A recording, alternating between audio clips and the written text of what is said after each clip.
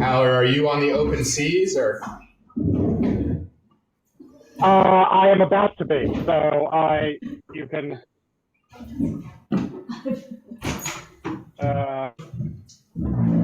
We're about to cast off as soon as I'm done with this. Okay. All right. All right. Well, it's great. It's great to have both of you here. Nice to meet you all. What's his name? Cluster towards this side so that you can be seen well on the camera. That would be great. And we'll just give all the other students a couple of minutes to arrive.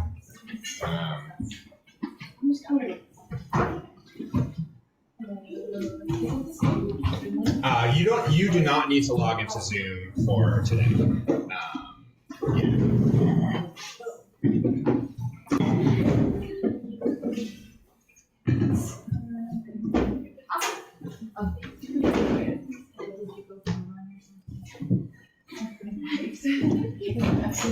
Yeah. It'll be easier to see us. I know. I'm just imagining a situation where we're already like in it, and Jordan's going to come, and then Gotcha. like, why are you sitting there? Okay. That's the whole thing. We won't create problems. Or everyone's Okay. You're welcome to sit next to me. You're more than welcome to sit next to me.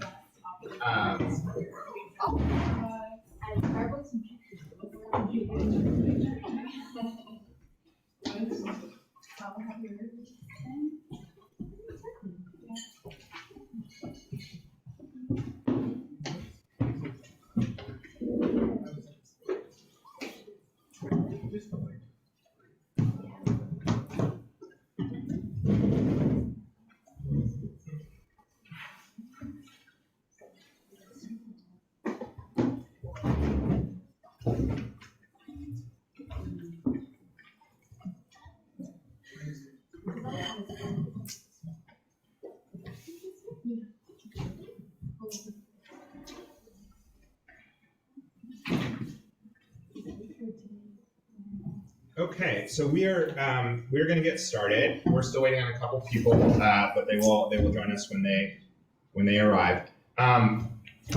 So we are really incredibly lucky today to have two former jailhouse lawyers and really outstanding advocates in their own right for themselves and for others, Michael Johnson and Howard Jackson, with us today. I think hopefully you guys can see, the camera's not perfect, but you can see most or all of the students here. So we're going to spend the first hour of class today talking with them. And so I'm going to start off. I sent the students some materials about some of the work that both of you have done on different cases, but would like to just start with giving you a few minutes to tell the students anything that you would like to tell them by way of introduction, and then also to answer two questions. One of them is, could you just tell us about what your experience involved when you were incarcerated as a jailhouse lawyer? So what kinds of cases you litigated, and whether they were on behalf of yourself or other people, and what the structure of that looked like. And then if you could tell the students one thing that you think most people don't understand about litigating your civil rights behind bars, that's really important to understand. So let's start there. And I'll have a couple of follow-up questions, and then we'll have a conversation. So, Mr. Johnson, do you want to go first? Yes, I don't mind. And repeat the question again for me, please. Sure. So the first question is just, can you tell us a little bit about the work you did as a jailhouse lawyer? Just describe it. What cases you were involved with, and what kind of advocacy you did while you were incarcerated, and then something that is surprising to people about what it's like to be a jailhouse lawyer, what it's like to litigate behind bars, that you think is important to know. Well, I think it'd be more appropriate for me to start when I first got incarcerated in 2007. I knew nothing of the law. I knew nothing. I didn't even know what a grievance was. And for those who don't know, a grievance it starts to any issues that you have in jail or prison. This is the beginning of where you address or your complaints of any issues within these institutions. And nonetheless, I went through so many things, and I had to learn like through how you say that you know going through many different things, and I learned that in order the best way to address the issues in prison is by litigating. And okay, how can I say it? Excuse me. But once I started learning, of course it wasn't easy. So I was in Pontiac Correctional Center here in Illinois. Um, I had a lot of seg time, and I was in a difficult situation. I couldn't see myself getting out. And I said to myself, the only thing I could do, because I was around other litigators, and I was always impressed by people that could utilize their words and the law to change their conditions, their situations. And that's what I did. Nonetheless, as y'all may know. And um okay, now say the question one more time for me, please. Sure. So, well, I actually have one follow-up question on that first, which is, can you tell us a little bit about how you learned from other people? How did you develop the skills that you eventually used? Well, being around other people that were litigating, I was around a brother named Ashur Rasho. He was the one that I believe that initiated the Rasho versus um Baldwin class action, the mental health class action, and he taught me a lot of things. He helped me with a lot of things, gave me a lot of legal books, documents to read and stuff like that. So him and other people helped me and pointed me in the right direction to get me on the path where I needed to be, litigation wise. Okay, great. And can you tell us what was the hardest thing about litigating your claims behind bars? What, the folks here are law students who are going to go out and practice in whatever nonprofit or firm they join. But being a lawyer behind bars, being an advocate behind bars is very different. And so, what were the hardest things about that experience? Well, it's really like the lack of resources and the restrictions and limitations on the things you could do and what you have access to, limited law library access and things like that. A lot of times, like when I was in Pontiac, um, they had a thing where if you were filing a lawsuit, you had to send the complaint and everything to the I think the to one of the departments, and a lot of times when you did that, you never got it back, and that was like a hindrance. You see what I'm saying? I found the way to get around it, but um, yeah, the lack of resources, being in a cell, because uh, um, it's different from being in segregation in general population. It's still limited in both situations, but as I started and said, it was extremely difficult because I didn't have access to go to the law library. I had to write and send for things and request for things like that. So going through the mailing system, not being able to have electronic where you can send things instantaneously and things like that. Um I guess that sums it up right there, as much as I could think of right now. That's really helpful. So can you tell the students a little bit about what it looked like when you were in SEG, when you wanted to get a law book or something like that? How would you figure out what you were going to ask for, and how would you go about getting it?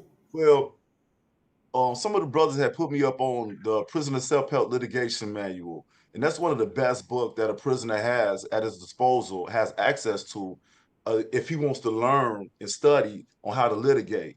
And that book has a lot of good information in it. So that book, I had my family purchase the book and send it to me. That book is really a lifeline for a prisoner. You see what I'm saying? Litigating civil wise. Terrific.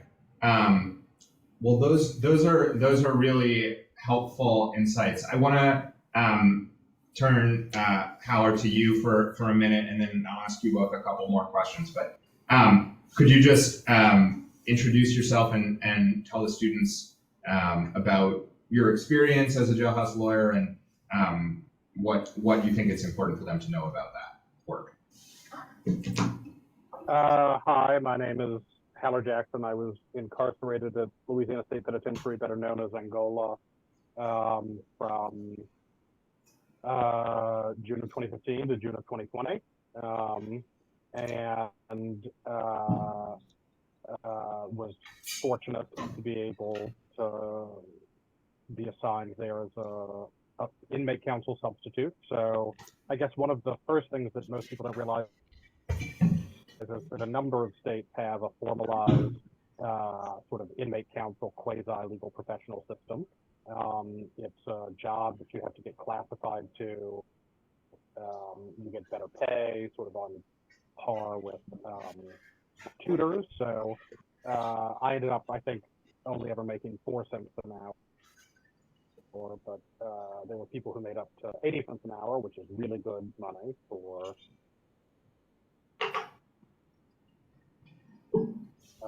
prison. It's, you know, formalized in other ways. So, you know, an inmate counsel's signature and prisoner ID number needed to accompany certain kinds of civil litigation-related filings. If it was going to sort of get moved onto a faster track. And so this varies from state to state. Not every state has. I mean, there are many states actually that prosecute inmates who assist other inmates for the unauthorized practice of law. So there's wide variation in that. Sorry, I'm sweating profusely because I'm in an unair-conditioned boat in the Caribbean Sea. So The good news, Howard, is that the video quality is fairly poor, so we can't tell. Oh, wonderful, wonderful.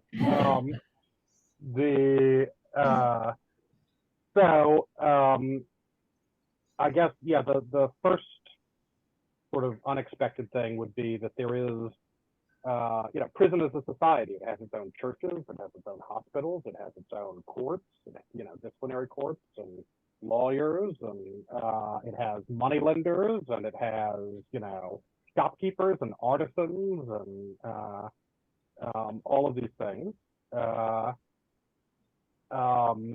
And so inmate councils are a part of that. I guess, I think another of the questions was sort of some barriers. You know, I can't tell you the number of times that we would get a notice from one of the courts that was like, oh, sorry, we forgot to send y'all decisions. And by y'all, I mean the actual prisoners who were the subject of the litigation, because of course, while the may be formalized, we still don't act in a fiduciary capacity or a representative capacity. So it's not like we were getting service on behalf of other prisoners, although there are facilities where the law library acted a little bit more formally, particularly in the Ninth Circuit. And they'd be like, yeah, sorry, we forgot to send you all decisions for a couple of months. And so this meant that people, you know, ran out of time to file for habeas relief, you know, federal review of the constitutionality of a conviction under something called the Anti-Terrorism and Effective Death Penalty Act, which is a rather draconian restriction on the historical power of the federal courts to grant relief to state prisoners detained in violation of the Constitution or federal law. And the timeliness provisions of that are quite strict. You know, you get a client who was shipped to another facility, or who got locked up and so was on the cell block and so couldn't come to the library, but you couldn't necessarily get permission to go see them on the cell block to get them to sign something. And so a number of things that you take for granted, up to and including, you know, filing fees, which for all of you in your careers will be a rounding error. Something that, you know, your assistant handles and you don't even think about.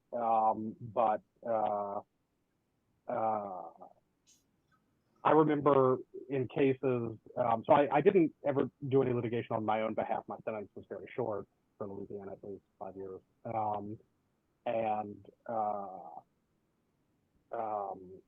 One of the requirements in order for me to be permitted to serve as an inmate counsel was that I not litigate on my own behalf, file conditions of confinement and things like that. But there was one time that I filed on behalf of somebody, what's called a next friend, which is a sort of process for helping somebody who doesn't have a formally duly authorized legal representative who's incapacitated. So the person who had a stroke, they were to speak. So I needed to pay the filing fee to file this next friend lawsuit on his behalf to get him transportation, or actually to get him a reasonable accommodation given his disability, to be able to appear in a court hearing that I'd helped him get on related to his conviction. And it took, 3 warden signatures, and I had to chase people down to get, the signatures on the draw slip to pay the filing fee. And so this is not even, the IFP, the informal pauperous filings that I'm sure you've learned PLRA, so strictly sort of limits and cabins. Anything that you want to do in prison. If you want to move from one room to another, requires some degree of cooperation from the prison authorities, or it's going to be very, very difficult to get done.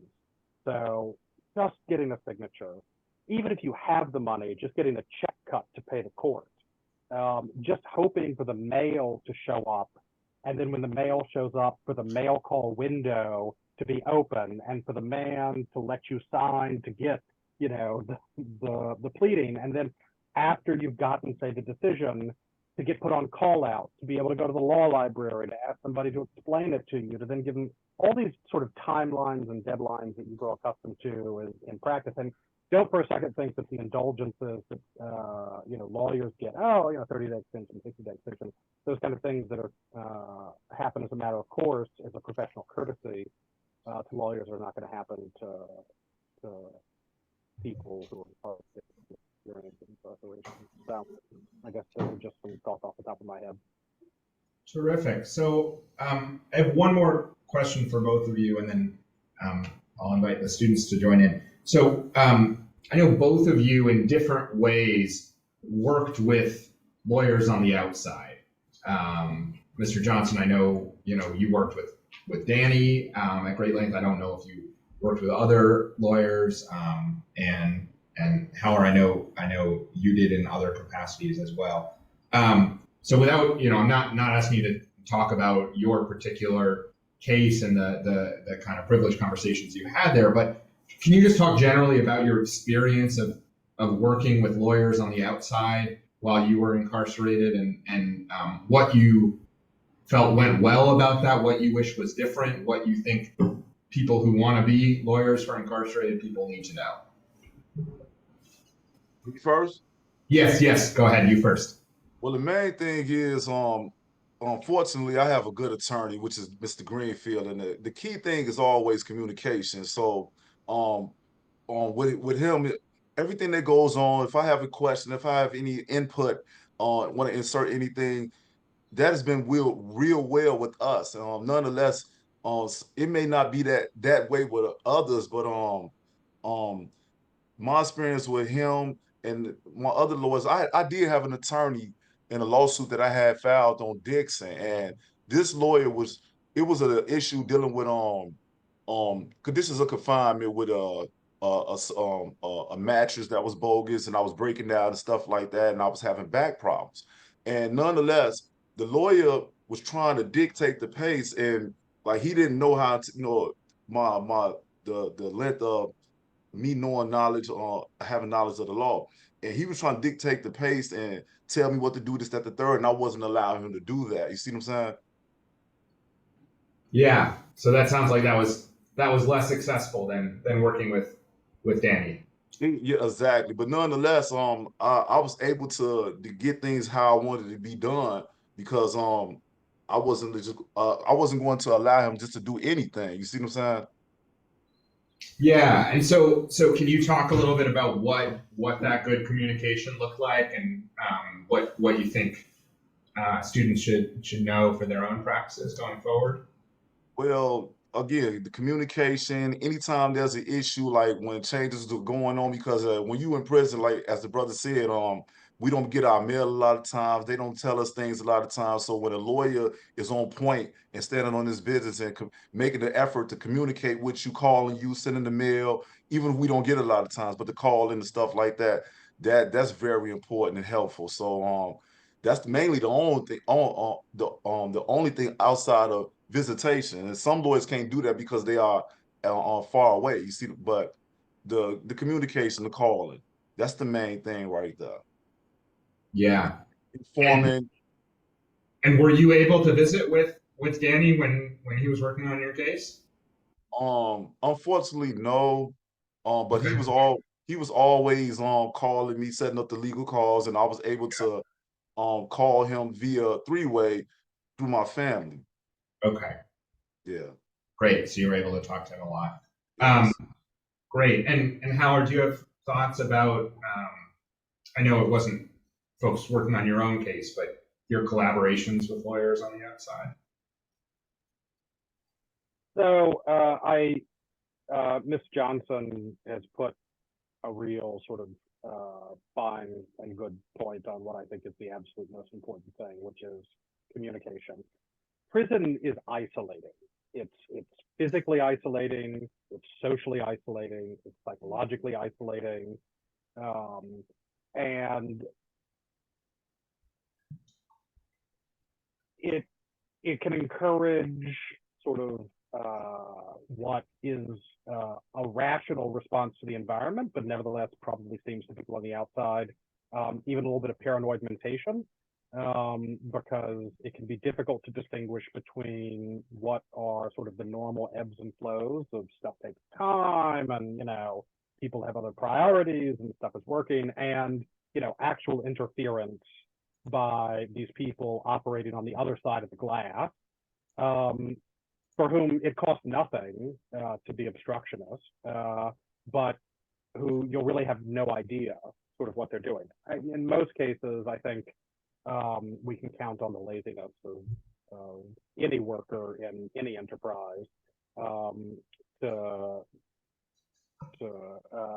mean that the explanation is not malice or affirmative, interference or something like that. But when you don't hear back from people, you start to wonder, did I do something wrong? Is somebody stopping me from, communicating? And again, I was fortunate to be in a position where, since I wasn't litigating in my own case, it was more my experiencing this through the eyes of my clients, my fellow inmates, fellow prisoners, and the amount of distress that it caused. But when you're in prison, you don't take vacations to Cancun with your family for 2 weeks, and if you don't tell somebody that you're going on vacation and you're going to be unavailable, they may wonder what's going on. So a sense of continuous reassurance. I don't mean every day or even every week, but just particularly for people who have really difficult claims, who are in extremely difficult conditions, who have, grossly mistreated medical needs, or who are having real psychiatric difficulty. Contact and communication is important. And along those lines as well, respectful communication. I don't have access to, the habeas handbook that you do, and I may not know that, equitable tolling is now in the Eighth Circuit no longer available.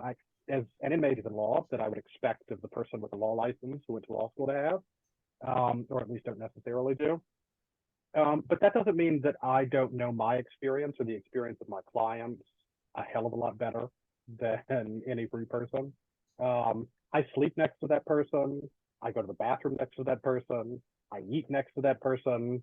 I celebrate holidays next to that person. And that's assuming, that's without regard to whether or not I like them. I had some clients who were terrible, I'm gay, this is a problem in prison, I mean, I had clients with whom I had terrible relationships, but that doesn't mean that you're not still on top of each other, because it's prison, the entire time. And so, it doesn't matter whether or not you're friends or rounds or partners. If you're trying to help somebody else with what they're going through, and so if you're communicating with an intermediary, like an inmate counsel or somebody else with kind of paraprofessional or paralegal training in prison, listen to what they have to say, even if, again, they're not going to give you a dialectical treatment of the most recent Supreme Court case on the deliberate indifference standard. That doesn't mean that they don't have insights into what the law should be. I remember there was a very famous judge who I think Aaron knew pretty well, who once remarked to me, he was a Ninth Circuit judge, very liberal, that an entire generation of lawyers coming up in the age of originalism had lost the capacity to imagine a more just kind of legal system and form of adjudication. I mean, when you have Elena Kagan saying we're all originalists now, in front of his class, but you know, and a lot of the kind of inventiveness and creativity and the life of the law is going to be in the lived experience of people who are under its worst lash. So listen to what people are telling you about what's going on. Believe your clients about what's going on. Sometimes it seems unbelievable what's going on, but that doesn't mean it's not happening. And, you know, it's your job as the technician to put what they're saying into a particular kind of legal framework. But that doesn't mean that you should be in control of the narrative of that. Thank you both so much for those thoughts. So I want to invite students to chime in with questions for one or both. I have plenty more, but I suspect you guys have questions. So who wants to start?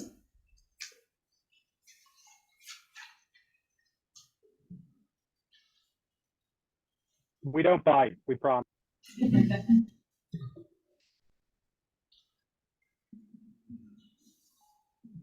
Go ahead.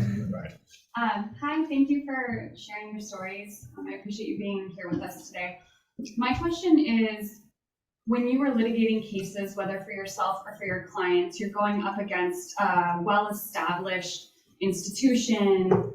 There's a lot of harm that comes out of it. How did you maintain hope that there was potential for change, either individually in your case or institutionally as a whole? Mr. Johnson, you want to start? Well, ask that question one more time, please. Okay, I'll try to, let me No, see. Okay, I'm sorry, go ahead. Yeah.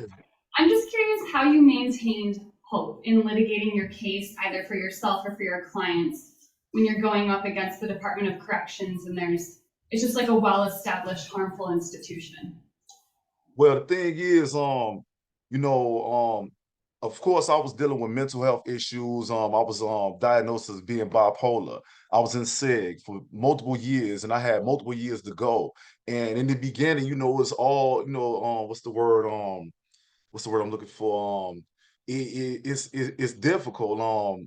When you start now, when I started litigating, I had somewhat faith in the law that they would do the right thing when things were presented to them, to show that this is wrong, especially when the evidence was there. But I've encountered, as many other people have, that they have shown that I had cases that I had filed in my beginning stage. Of course, I went through trial and error. I dropped the ball on some, and due to all the other obstacles, it's an obstacle course in prison, as the brother said, and things that we said that we didn't say.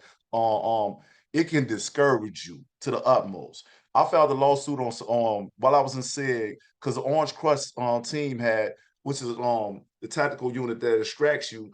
They came in, beat me up, stripped me of my clothes, stripped me of my mattress, and left me in the cell for days. And I had done nothing wrong to them. So when it was a lady, she was a mental health professional. She was there. She saw the whole thing. And when I filed the lawsuit, she didn't want to have nothing to do with it, and this, that, the third. So I named it as a defendant. I got so discouraged because, again, this was like in my beginning phase of learning how to litigate. I got so discouraged with the lawsuit that I just ended up dismissing it. And it's many other different scenarios and obstacles and things like that can hinder you. And in another situation, I'm gonna keep it short so the other brother could talk. I had filed the lawsuit. It was another incident where officers had assaulted me. And I filed that lawsuit. I had all the evidence in my favor. It was on video and everything. I was in SIG, and it was so chaotic with the inmates and the officers, and it was so overwhelming with the courts. Every time something was filed for them, he would grant it. Every time something was filed for me, it would be denied. So it was so overwhelming that going through these ups and downs, I dismissed it. But nonetheless, um, going through these ups and downs, seeing other people's successes, reading things in the prison legal news and other things like that, periodicals and journals and whatnot, um, it made me keep hope and keep fighting. You know what I'm saying? Pick it up and start to keep pushing. So I'll leave it right there, let the other brother speak his piece. How do you maintain hope? That assumes that I did maintain hope. The I mean, you don't have a choice, right? So there's the inescapability of your circumstance or the circumstance of your clients and the necessity to try and do something about it, just because how else can you live with yourself if you don't at least make an effort to improve circumstances. But after, the guy who I mentioned, who was in a coma for a while, although he did eventually recover, he had the most patently legal symptoms you can possibly imagine. He was sentenced for attempted felony murder, which is in fact not a crime, because the whole essence of felony murder is it wasn't an intentional killing. While of course attempted murder requires a specific intent but without killing. And then he had been sentenced to a consecutive term for the underlying felony. So you both had like this, like even under the Blockberger test, like this very clear double jeopardy violation. And anyhow, should have been home. He's done 35 years, but they run these long sentences wild. And anyhow, helped him file something, and the court granted a hearing. And then he has this stroke because, of course, do 35 years at Angola and see how good your cardiovascular cerebrovascular system. And the court was just kind of like, yep, well, too bad. Can't be here in person. This was before Zoom and all that kind of stuff. And so I filed this next friend lawsuit on his behalf, but because of some other things that I was working on, the prison got mad at me, and I moved to another prison, so I lost contact with the person whom I'd been helping. And one of the prison rules within the counsel program is you can't help people across institutions. And so then after I got shipped back from the place where I'd been sent to work in the field, although I will tell you, there's no sweeter bell pepper than one you pick yourself. And secreted into your pocket. But by the time I made it back, he was at least awake from the coma, but completely mentally disabled. I mean, couldn't speak. He was in a wheelchair. And this was a man who should have been home years ago.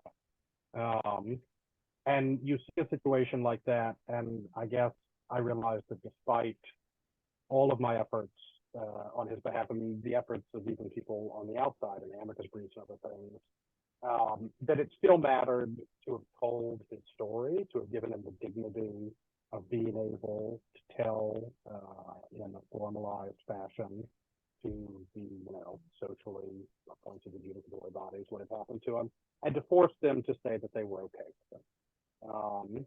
So I would sometimes think about how nowadays they dig up some piece of papyrus, and it's it's always the most trivial. It's like somebody's a weak accounting or something from Babylon.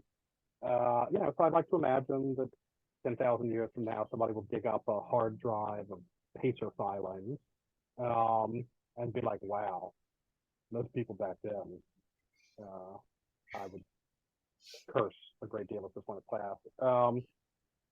So just the sense that at the very least, you can always give people the dignity of telling their stories, even if you can't get them any relief.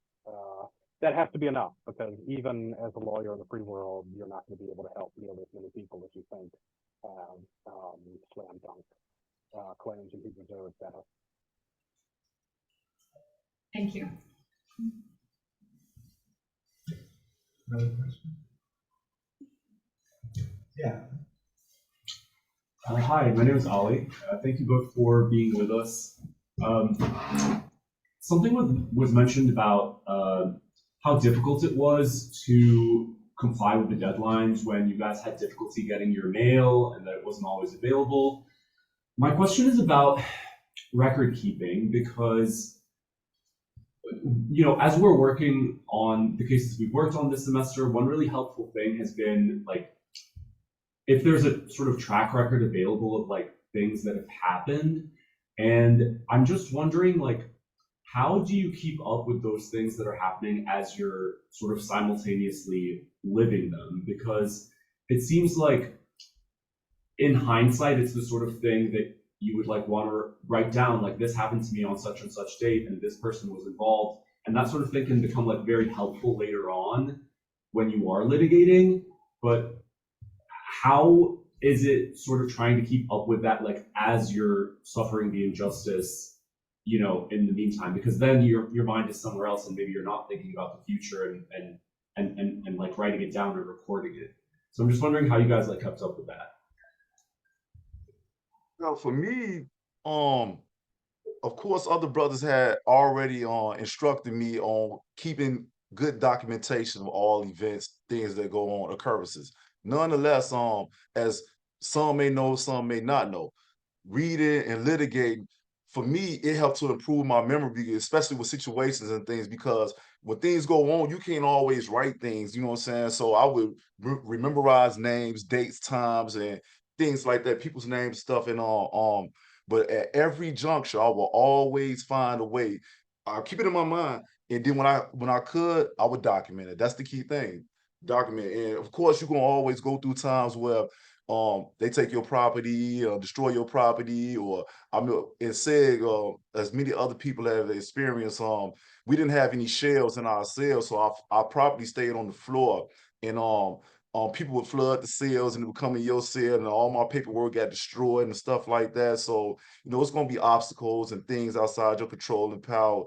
But it's just the best thing you could do is document things, try to keep them as safe as you can, and memorize things, and you know, things. That's the best I could say it. But of course, you also, you know, anything that you keep can be searched by the prison authorities. And let me tell you that when they lock you up and go through your property, they're not going to waste their time looking for the mojo and the cell phone that one of them sold to you anyhow. They're going to spend their time reading all of the stuff that you've written down. And, you know, sometimes then you'll get written up for that. Oh, this is defamatory. This is, oh, you say bad things about, you know, this officer and that officer. So, you know, not only is it difficult because when you get shipped, you might not be able to take the paper ship and move from one facility to another, or from one housing unit within a facility to another. You might not be able to transport your paperwork. It may be seized from you. It could be destroyed. The cell gets flooded. You know, you put it in storage. In one case, this is probably a Louisiana unique example. Boll weevils ate a lot of the archives to the law library. So, you know, it's nice if you've got family or friends or a lawyer or an advocacy organization on the outside that you can send stuff to, but understand that, you know, just because you market legal mail doesn't mean that it's not going to get read. And so, of course, if they open up something where you're documenting like that, you can end up in a difficult situation. But, you know, like Ms. Johnson said, if you don't have the details, if you don't have the specific facts, you're going to end up with these, sorry, but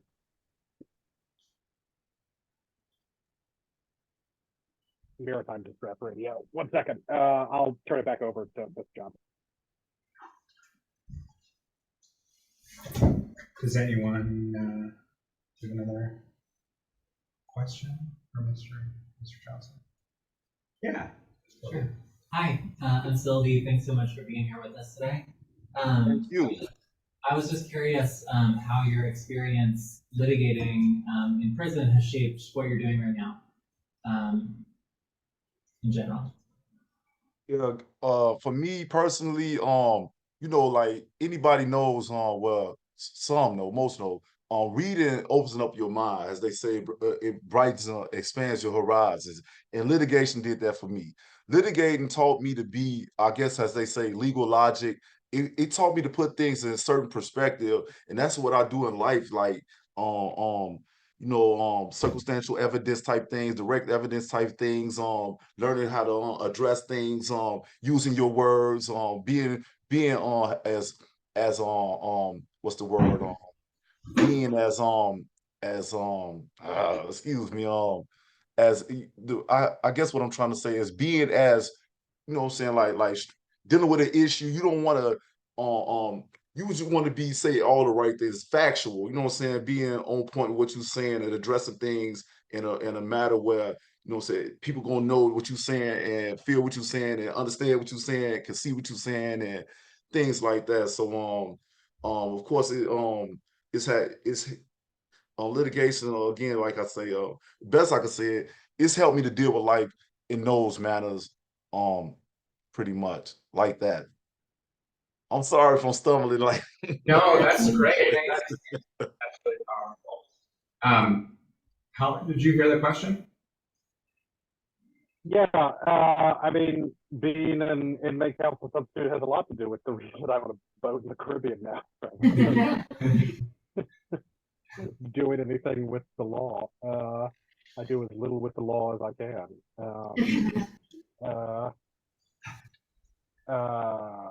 Mostly because I think it's been my experience, and this is probably not the best message to send to students in the prison litigation clinic, but that research, so study and policy advocacy, and sort of, I mean, I also spent 20 years doing litigation, so I guess that may be why I haven't burned out on it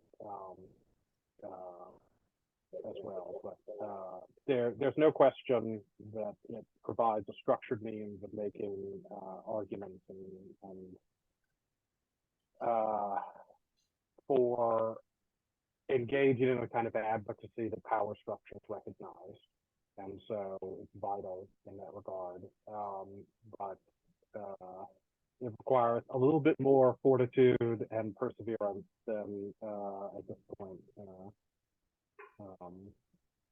I think that I have my preferences to focus more on policy and research to try and make more systemic cases. Well, also like to add, I'm sorry.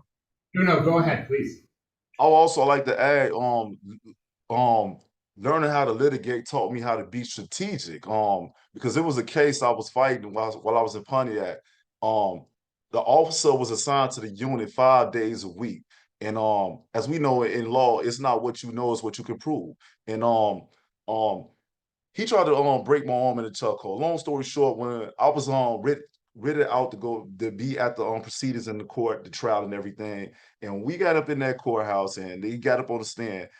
Internal Affairs had produced a document saying that he never worked the gallery, he was never there at that time on that shift, and they fabricated it. And I understood, like, okay, they were being strategic. You see what I'm saying? Because they knew that they had the what's the word I'm stumbling on. They knew that they would. Y'all know what I'm trying to say? Yeah, absolutely. Thank you. They knew that they had the ups, like they had the advantage. That's what I'm trying to say. They had the advantage, and they knew that whatever they say, whatever they produce, whatever they create, and they show it and bring it to this court, that it's just going to be accepted. And that's what happened. And my case was thrown out off a fabricated document. That man worked that gallery every day, 5 days a week.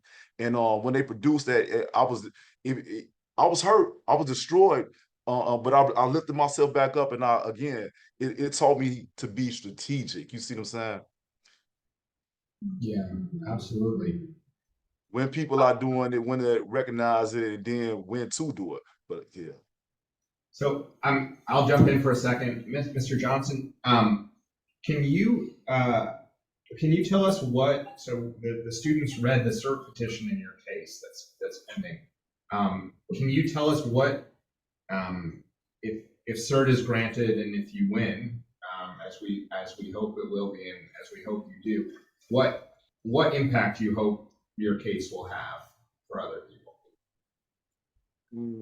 My main hope was that that outside recreation would be something that would never have to be questioned, or something that would be given to people that's incarcerated, individuals incarcerated, without, you know what I'm saying, as a not taken away as a penalty or as a punishment, especially when you committing infractions in prison that's not y'all related. And as you may know, in my situation, the majority of my situation infractions were not y'all related, and just giving people equality and giving them their just due, and not utilizing what's the word again, but nonetheless, yeah, not just being right. You know what I'm saying? Giving people they what they have coming. Let them go to the yard. Let's go, because that matters. You see what I'm saying? And you sitting in the cell all day, you on a unit all day, and a lot of times you go outside, you get your fresh air, you be able to communicate with other individuals.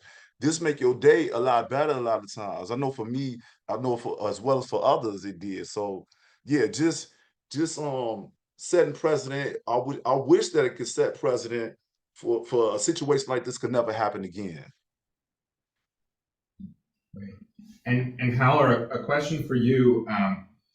Can you talk a little bit about how you see the research and policy advocacy that you're focusing on interfacing with litigation-based advocacy, and how you, to the extent that you do understand them to work together, how you understand them to work together, or not?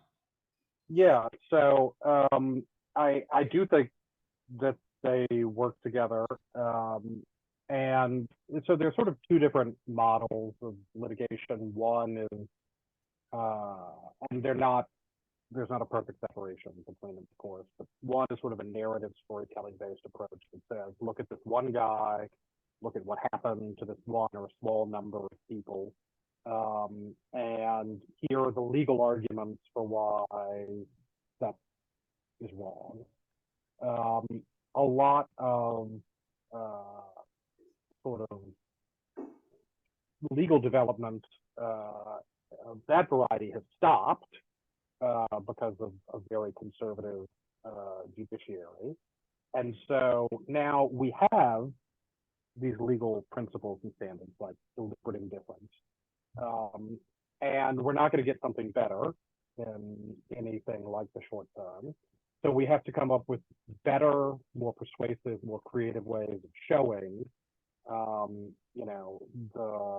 making the factual showings to satisfy these legal standards like deliberate indifference. And so policy advocacy and research, I think it's critical to arming litigators with the data that they need to say extended solitary confinement is torture, and therefore represents a cruel and unusual condition of confinement.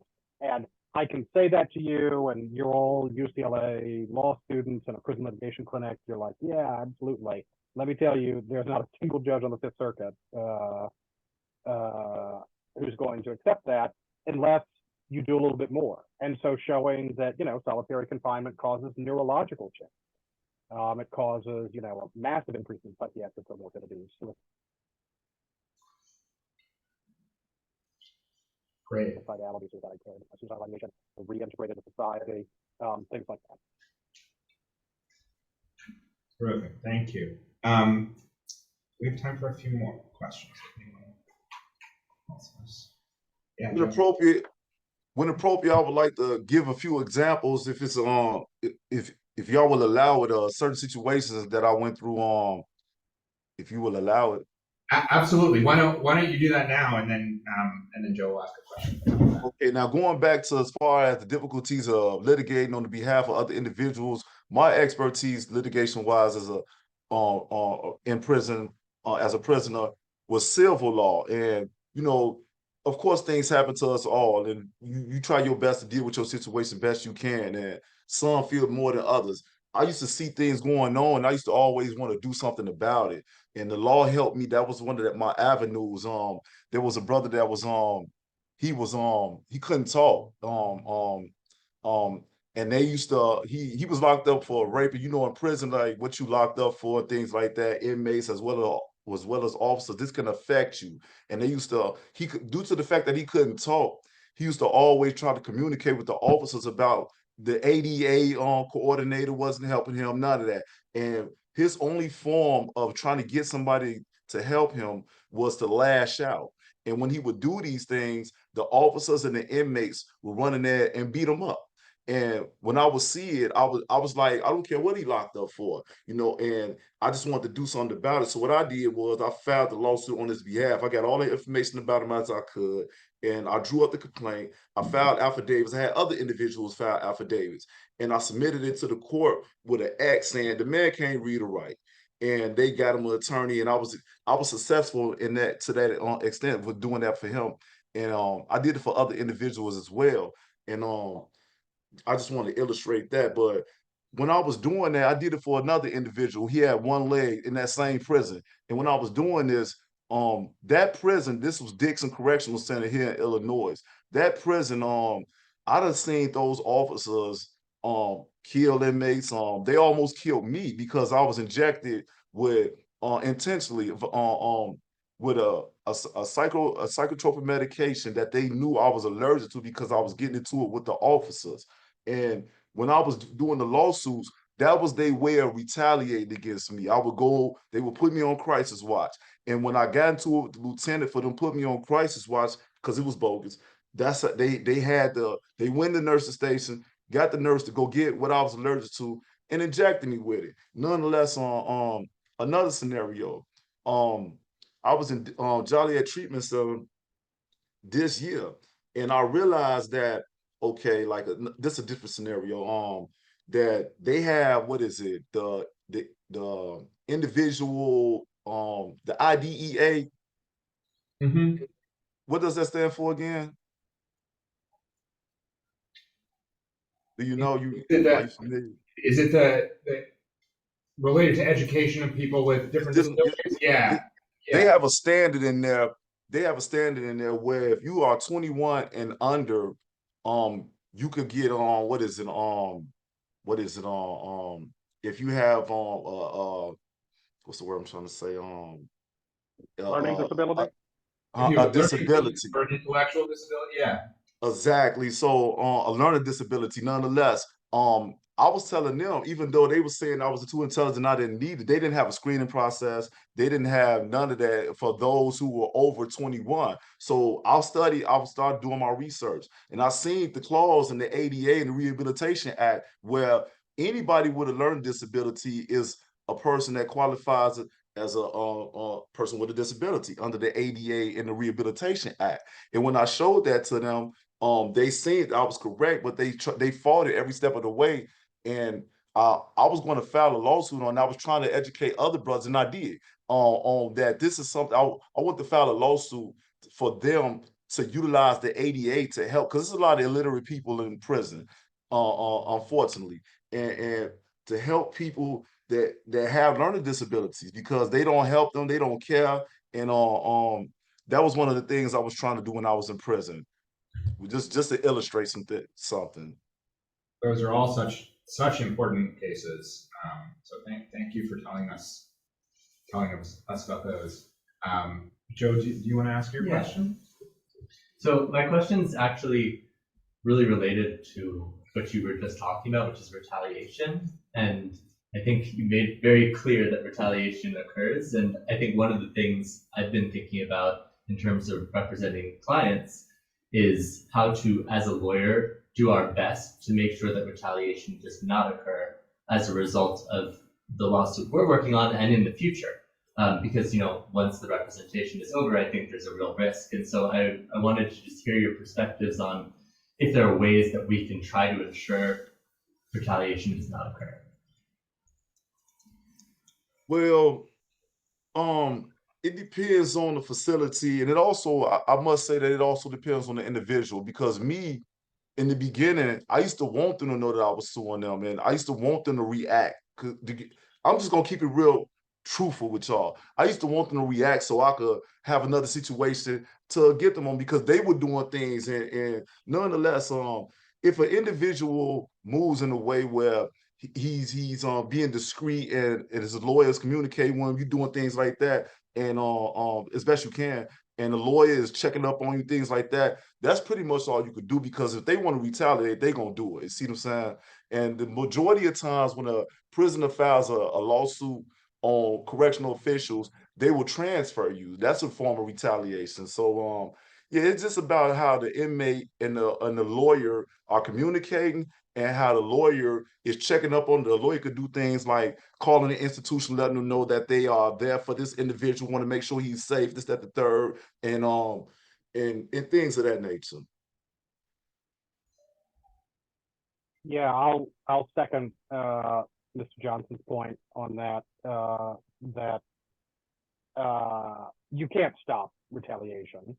If they're going to retaliate, they're going to retaliate. And the best that you can do to slow it or to sort of mitigate it is letting them know that somebody on the outside cares. Because as with all bullies, they prefer to go after easy prey. They prefer to go after the people who can't read, can't write, don't get any visitors, not just no legal visitors, but no family visitors. You know, that's somebody easy to treat however you want to from their perspective. Exactly. But so just the prospect of being hauled into court by, you know, a person privileged enough to hold the law license and who a judge is going to be a lot nicer to, because the reality is that as low as prisoners may be on the socioeconomic and sociocultural ladder, to a judge, a prison guard isn't much higher. And I've heard a number of judges make remarks about the difficulty distinguishing between prisoners and guards. So lawyers don't get that kind of dismissive attitude. But you do have to keep the lines of communication open, and you have to stay on it, because the other thing is, I don't know what they call them in Illinois. In Louisiana, it was called getting put on backlog. And so a guard would say, I got you on backlog. I'm not going to get you today because that looks bad. I'm not going to get you this month. That looks bad. But you know what? And I don't even have to go out of my way to get you, because you're going to need something, or something's going to happen. There's going to be a shakedown in the dorm, and oh, look what we found in your bed area. And that could be a year from now, 2 years from now. And so be very conscious, particularly when you involve the media, because nothing causes correctional officers to lose their jobs and to get mad like bad press, because that's sort of the social contract is, we give you this human garbage and we don't want to hear about it. If you're have a particular view of the criminal legal system. And so, they get in political trouble when there's bad media coverage. And I was amazed that the Washington Post did something on one of the Louisiana facilities, and they just hung the guys out to dry. Guys lost parole, all this kind of stuff. And the reporter was just like, I'm not an advocate. It's just my job to tell good news. Well, that's real nice. This guy's going to do another 15 years behind you just telling stories. So you got to be on it and understand that it's a long-term commitment. It doesn't end when the lawsuit ends. Because particularly if you lose, then the prison feels like, they can continue doing whatever it is that they were doing. And the old joke, mostly criminal defense attorneys though, but client, after he gets convicted, looks up at the lawyer and says, where do we go from here? And the lawyer says, well, I go home and you go to jail. So not trying to live out quite that cynical of an attitude is critical. Thank you. Okay, I think we have time for one more question if anyone has one, and if not, we'll say thank you.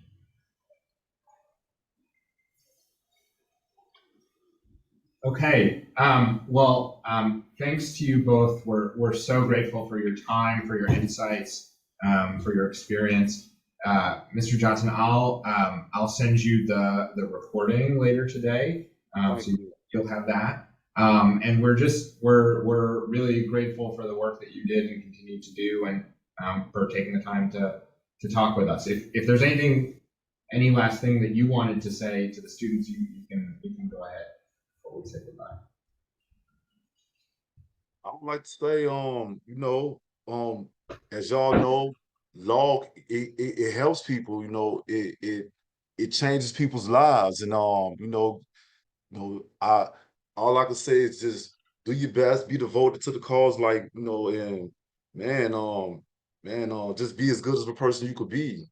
That's all I can say. Thank you. And I'll second that, nothing is indefensible until you force people to try and defend it. Before that, it's just sort of the way things are.